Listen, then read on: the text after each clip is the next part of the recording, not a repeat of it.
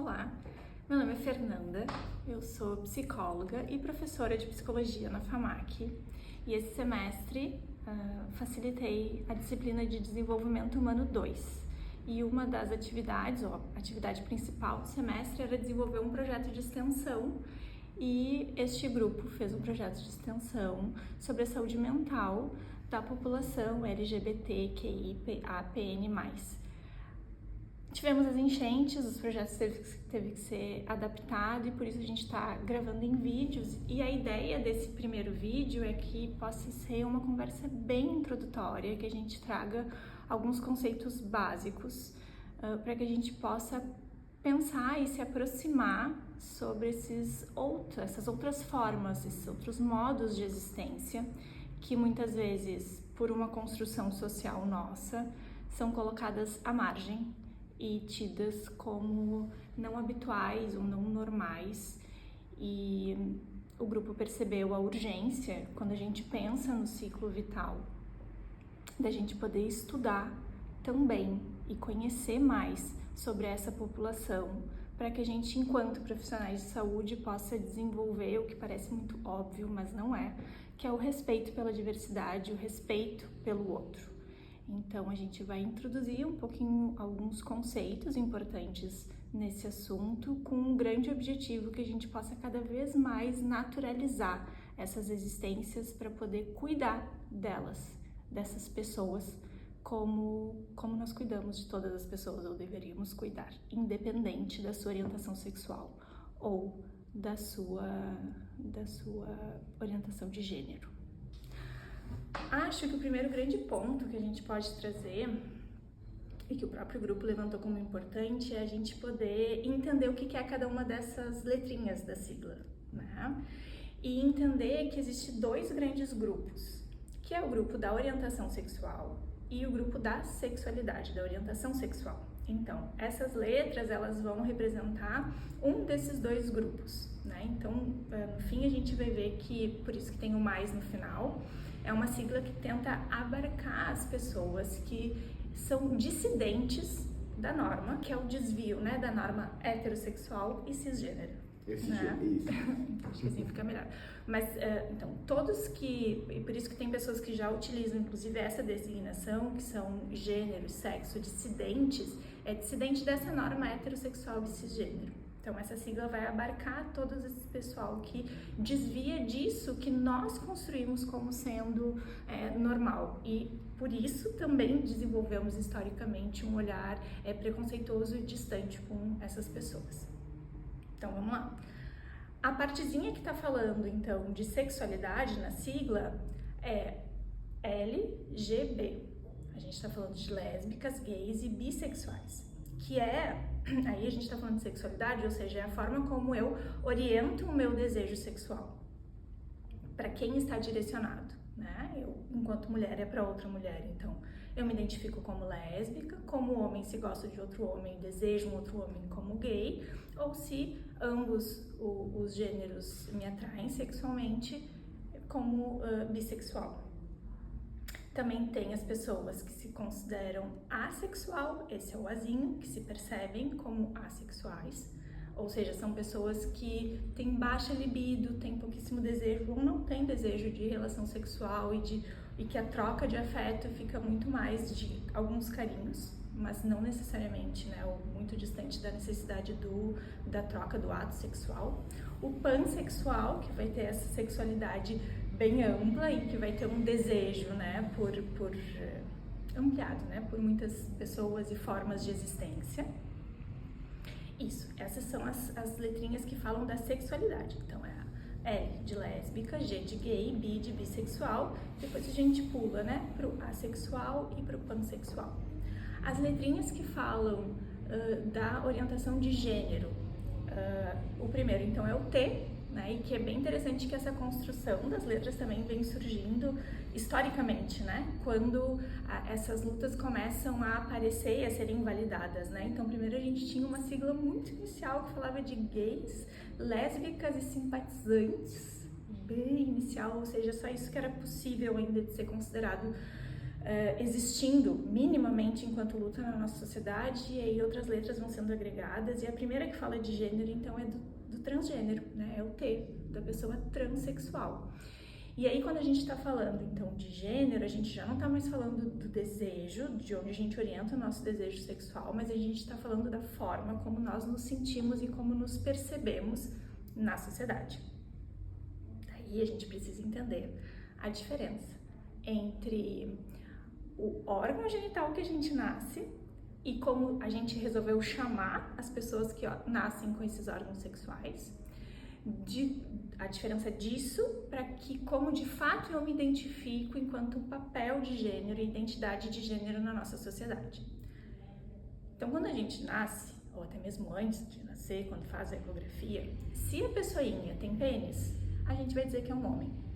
Se a pessoinha tem uma vagina, a gente vai dizer que é uma mulher. Então, já lá na ecografia, né, hoje em dia a gente tem os chás de revelação, é muito importante a gente poder definir se é homem ou se é mulher. E por isso que a gente diz que a gente vive numa sociedade binária. Não existe outra possibilidade. Mesmo para a possibilidade biológica que o corpo humano produz, que são as pessoas intersex. Ou seja, pessoas que contêm elementos dos dois corpos no corpo dela, ela não pode existir. Legalmente é preciso sair da maternidade, do hospital, com essa definição, se é um menino ou se é uma menina, se é um homem ou se é uma mulher. Por isso que a gente vive numa sociedade que a gente chama de uma sociedade binária. Não é possível existir de outra forma. As pessoas existem e resistem. E aí a gente já pode começar a pensar também no quanto nós produzimos de sofrimento nessas pessoinhas que não estão dentro dessa binaridade. Ou que se colocam de uma maneira binária, mas não de acordo com a designação que lhes foi dada quando nasceram. Então, o bebê nasce, ou mesmo na ecografia, a gente vê, tem pênis, é um homem, tem vagina, é uma mulher. Mas aquele ser humaninho vai se desenvolvendo na sociedade e vai percebendo que ele não se identifica com os outros, denominados homens, ou a mulher, não se identifica com outras mulheres. E vai entendendo que não é porque ela tem uma vagina que ela é uma mulher, não é porque tem um pênis que é um homem, e que faz muito mais sentido a forma como ela se sente, que ela se percebe no mundo e que ela quer se expressar no mundo, o outro gênero. E aí ela se identifica como uma pessoa transgênero. Uma pessoa cisgênero é aquela que segue se identificando com a designação que lhe foi dada. Uma pessoa transgênero é aquela que diz, não, me chamam de homem porque eu tenho um pênis, mas definitivamente eu não sou um homem porque eu carrego um pênis, porque isso não me define, e a forma como eu me sinto e me expresso está muito mais conectado com o jeito de ser, o que na sociedade nós construímos como um jeito de ser da mulher. E aí a gente tem pessoas que também se colocam, né, dentro dessa questão binária, mas não com o gênero que foi designado quando nasceu. Mas aí, então, a gente tem uma outra letrinha lá embaixo, que é o N, de não binário. E essa letrinha vai estar falando, e a letra seguinte, a letra T, que é o queer, vai estar falando das pessoas que não se identificam de maneira binária, nem de uma forma transexual. Então, não é porque eu tenho um pênis e eu me sinto como uma mulher, na verdade. Eu me sinto de uma maneira muito mais fluida, eu não consigo me colocar nesse binarismo, eu gosto de agregar elementos das duas identidades de gênero, de outras formas de existir. Por vezes eu estou mais conectado com um jeito mais dito feminino, por vezes com outros signos mais masculinos, e isso é a não binaridade. Eu não me considero nem homem, nem mulher. Eu tenho um jeito mais fluido de ser. E quando a gente está falando de gênero, a gente está falando, como eu disse antes, não é de uma orientação sexual, não é do meu objeto de desejo. Se eu desejo homem, se eu desejo mulher, se eu desejo pessoas, não é sobre isso. A gente está falando da forma de existir, de se expressar no mundo, que na nossa sociedade está muito conectada e necessariamente precisa ser somente por essas duas formas. Ou eu me expresso no mundo como homem, ou eu me expresso no mundo como mulher. Não tem muita alternativa. E as pessoas não binárias vêm lutando e exigindo que também seja reconhecido desse jeito, que não é nenhum nem outro. Ou é os dois, ou não é nenhum dos dois, é como elas quiserem se expressar. E acho que com isso a gente fecha, então, todas as letrinhas da sigla. E o mais vem ali junto, como eu falei antes também, para abarcar todas as outras formas de existência que as letras não dão conta de conter. E por isso que também já tem um movimento de se repensar essa sigla que fica muito grande, de como poder representar, né, essa dissidência de maneira mais visível para todas as existências possíveis, né? Porque é uma forma de marcar também um espaço de luta e de existência. Como eu disse, a sigla inicial, ela estava falando de formas de expressar e de viver a sexualidade, mas não visibilizava todas as outras formas de existência que depois foram sendo agregadas. Por isso a importância dessa sigla crescer, ou da gente repensar um modo de abarcar todas essas denominações, porque é uma forma de marcar a necessidade de luta e delimitar a existência das pessoas que existem a partir dessa forma de se expressar. Tá bem?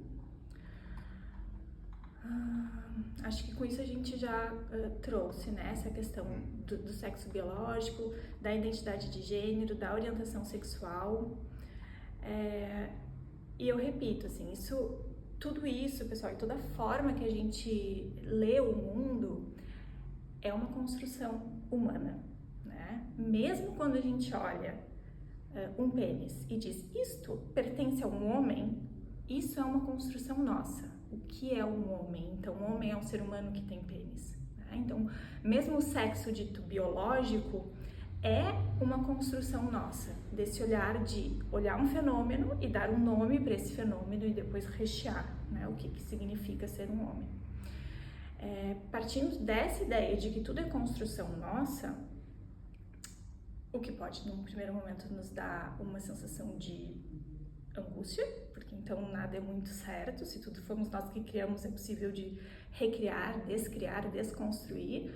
Pode ser muito libertador justamente por isso, né? Porque se tudo é uma criação nossa, tudo pode ser questionado.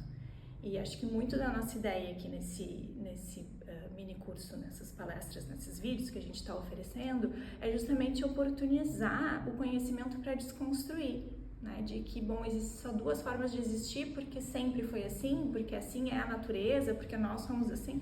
Não, porque foi o jeito que nós nos organizamos, que a nossa sociedade se organizou. O que a gente tem visto dentro da psicologia, de uma maneira mais ampla, acho que todas as pessoas mais atentas, é que essa forma de ser tem produzido muito adoecimento, né? E mais do que isso, tem produzido assassinatos, né? Então, a gente poder aceitar e ampliar a nossa sensibilidade para todas as formas de existência humana, para todo o potencial que o ser humano tem de criação de si, de existência, é uma forma da gente poder promover e produzir saúde. E a gente poder se aproximar das pessoas que, como eu disse, elas se distanciam da norma. A gente poder se aproximar delas com todo o respeito, todo o cuidado que todo ser humano merece e precisa, né? E trago isso então para a gente pensar nessa construção social, né? De que nem sempre a nossa identidade ela foi colada com a nossa sexualidade.